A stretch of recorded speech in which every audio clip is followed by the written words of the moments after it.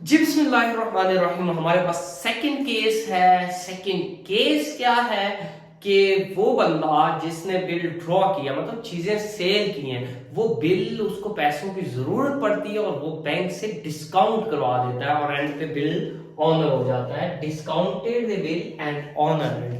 ठीक है, तो हम इसकी एक एग्जांपल सॉल्व करते हैं। हमारे पास केस है, mister x sold goods to mister y for ₹20,000 on 1 January 2023। Mister x ने मिस्टर वाई को चीजें सेल की हैं 20,000 की। X drew and y accepted a bill for 3 month and return to x. ठीक है, 3 महीने का उसने बिल लिखा और उसने एक्सेप्ट कर लिया। On 2 Feb, X discounted the bill with his bank at 10% per annum. X ने बिल डिस्काउंट करवा लिया with his bank at 10% per annum। ठीक है, और on the due date bill is honoured. Bill जो है ऑनर हो गया। रिक्वायरमेंट क्या pass entries in the books of X Y and bank. चूंकि तीनों बिजनेसमैन है, तीनों का काम जो है वो बिजनेस करना है, तो तीनों के अकाउंट्स में आपने एंट्रीज पास करनी। तो सबसे पहले लेट्स स्टार्ट। मैंने पूरा फॉर्मेट जर्नल का नहीं बनाया, लेकिन क्वेश्चन करते हुए आपने जर्नल का फॉर्मेट बनाना है, क्योंकि स्पेस कम थी तो इसलिए मैंने सिंपल ही लिखूंगा। तो सबसे पहले जी एक्स ने सेल की है कब जी? 1 जनवरी को। तो यहाँ पे 1 जनवरी 2023। और क्या किया जी? X sold goods to Y. Y को चीजें सेल की है, मतलब वाई से पैसे लेने हैं। तो यहाँ पे क्या आ जाएगा? वाई अकाउंट डेबिट और सेल्स अकाउंट क्रेडिट। ये पहली दो एंट्रीज हमेशा एज इट इज रहनी है, जो रिमेनिंग केसेस में भी थी। इसने क्या किया जी? 1 जनवरी को चीजें परचेज की हैं, तो यहाँ पे परचेजेस अकाउंट डेबिट और आपका किसको पैसे देने हैं जी? एक्स अकाउंट को। तो एक्स अकाउंट क्रेडिट। अमाउंट सामने लिख रहे हैं जी 20,000 यहाँ पे है और 20,000 ही आपके पास यहाँ पे है, और यहाँ पे अगेन 20,000 और इधर भी 20,000। ठीक है, और नीचे न्यूमरेशन एज इट इज आ जाएगी। Goods sold on credit and goods purchase on credit as were in the previous case. X drew and Y accepted a bill for 3 months and returned into X।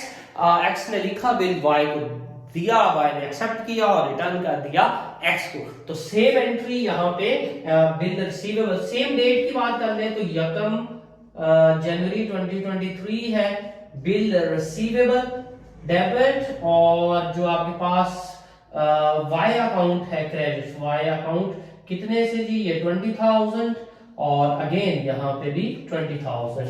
और यहाँ पे आ जाएगा acceptance received. और इधर आ जाए तो इसने क्या किया जी? एक्स अकाउंट की लायबिलिटी में कमी आ रही है और बिल जो है वो इसने एक्सेप्ट किया है, पे करना है। तो बिल पेएबल क्रेडिट, यहाँ पे भी 20,000 और यहाँ पे भी 20,000 और एक्सेप्टेंस गिवन।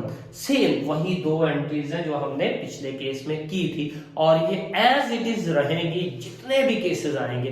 तो इनको अगर माइंड में बिठा लेंगे, समझ लेंगे, तो बाकी जो क्वेश्चन है वो आसान हो जाएगा। हाफ क्वेश्चन तो यहीं तक हो जाता है। Next, 2 Feb, X discounted the bill with his bank at 10% per annum। मतलब बैंक को जब आप बिल लेके जाते हैं, इस केस में एक्चुअली है क्या कि आपको पैसों की जरूरत पड़ी डेट से पहले।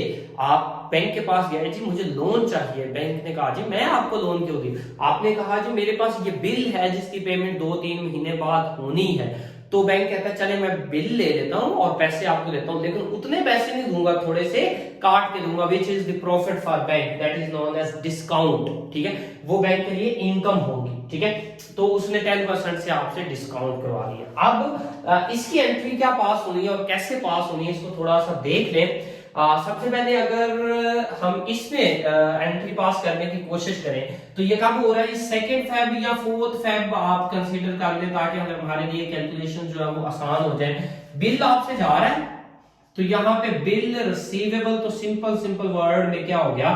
क्रेडिट हो गया। बिल जा रहा है तो ऑब्वियसली 20,000 ये तो गया।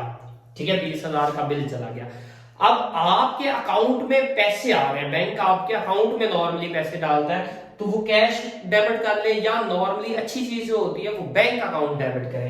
तो आपके बैंक अकाउंट में पैसे आ रहे हैं तो यहाँ पे बैंक अकाउंट क्या हो जाएगा? डेबिट। बैंक अकाउंट में कितने पैसे आ रहे हैं जी, ये हमें कैलकुलेट करना है। तो सबसे पहले अगर यहाँ पे मैं रफ कैलकुलेशंस करूं तो अज्यूम करें जी आपका बिल कितने का था, डिस्काउंट आपने निकालना है। कैसे निकालेंगे कि बैंक को आप पैसे छोड़ कितने रहे हैं या डिस्काउंट कितना दे रहे हैं। 20,000 का आपका बिल था, उस पे आप डिस्काउंट दे रहे हैं 10%। कितना जी, 10%। तो 10% को खत्म करने के लिए 100 से डिवाइड करेंगे, और ये चूंकि पर एनम है, ये लिखा हुआ है पर एनम मतलब एनुअली, तो आपने तो ये पूरे साल के लिए डिस्काउंट ही नहीं करवाया, आपने कितने देर के लिए करवाया, 1 जनवरी को बिल लिखा गया था और इसकी पेमेंट होनी थी आपको 3 महीने बाद, 1 जनवरी, 1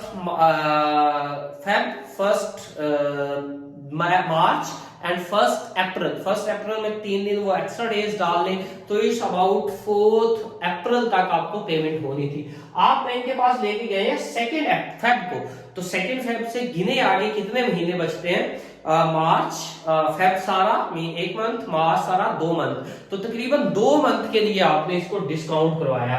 तो क्या करेंगे, जितने महीनों के लिए आपने डिस्काउंट करवाया उसको ऊपर और 12 से डिवाइड कर देंगे। अगर आप इसका फॉर्मूला बनाना चाहें तो यहाँ पे बिल की amount multiply by rate of bill divided by 100 और डिस्काउंटेड फॉर मंथ, कितने महीनों के लिए आपने डिस्काउंट करवाया, और 12 मतलब टोटल जो महीने साल में महीने होते हैं।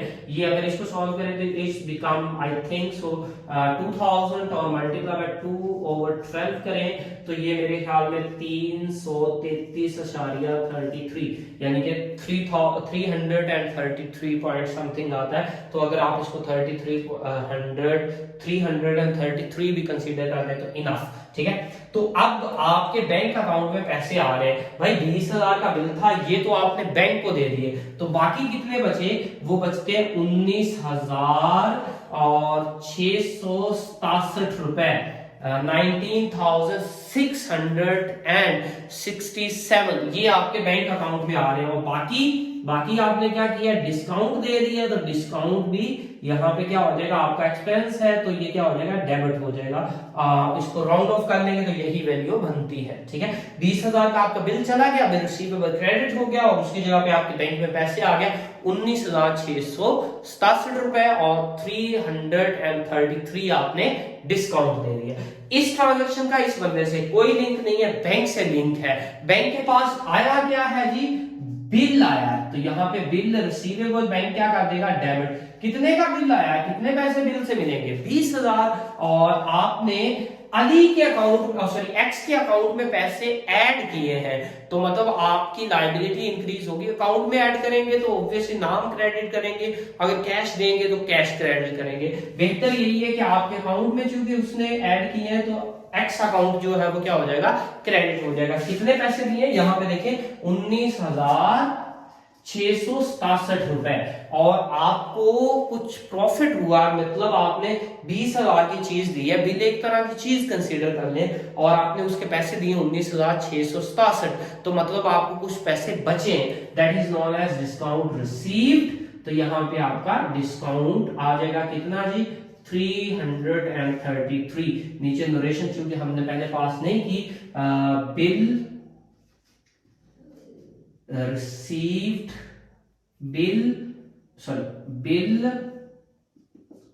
Received and discounted. Bill discounted लिखने ज्यादा अच्छा है, ये आपके पास इस तरह से इसकी नोरेशन आ जाएगी, और इसके भी नोरेशन लिख लें, bill discounted with bank, discounted with bank at 10%, ठीक है। 10% से आपने बैंक के साथ बिल डिस्काउंट किया। उसके बाद लास्ट ट्रांजैक्शन क्या है, on the due date bill is honoured. Bill जो है आखिरी दिन उसकी पेमेंट हो गई है, बिल की पेमेंट हो गई है, तो किसने पेमेंट की है, इसने। क्या एंट्री बनेगी जी, कब बनेगी, 4 अप्रैल को। हमने कैलकुलेशंस पहले भी की हैं, आप फिर इसको देख लीजिएगा। 3 महीने का बिल था, जनवरी का महीना, फेब का महीना, मार्च का महीना, और 3 दिन ग्रेस डेज, तो 4 अप्रैल बनता है। तो यहाँ पे आपके पास किसकी बिल पेमेंट कर रहे हैं, बिल रिसीवेबल सॉरी पेएबल की, बिल पेएबल डेबिट हो जाएगा, और पे क्या कर रहे हैं, कैश, तो कैश क्रेडिट हो जाएगा। और यहाँ पे भी 20,000 गया, और यहाँ पे भी वाई के अकाउंट से 20,000 गया। दूसरी तरफ अगर हम देखें तो बैंक के पास पैसे आए हैं, बिल किसके पास था, पेमेंट किसको होगी, बैंक को, दैट इज नोन एज पे। जो बंदा पैसे बिल के रिसीव करता है उसको हम पे बोलते हैं, और पैसे किसको रिसीव होंगे, जिसके पास बिल था। तो यहाँ पे आपके पास बैंक के पास क्या आ रहा है, कैश आ रहा है, तो बैंक का कैश अकाउंट क्या हो जाएगा, 20,000 से डेबिट। और ये कैश आ किससे रहा है, बिल रिसीवेबल हमने एक लेना था वहां से आ रहा है, कितना जी, 20,000, अमाउंट रिसीव्ड, और यहाँ पे amount paid, amount of bill paid, या जो मर्जी आप लिखते हैं यहाँ पे डिनोरेशन आ जाएगी। तो this was the second case, discounted the bill with bank, and and पे क्या हो जाता है, ऑनर हो जाता है। Let's start the next one.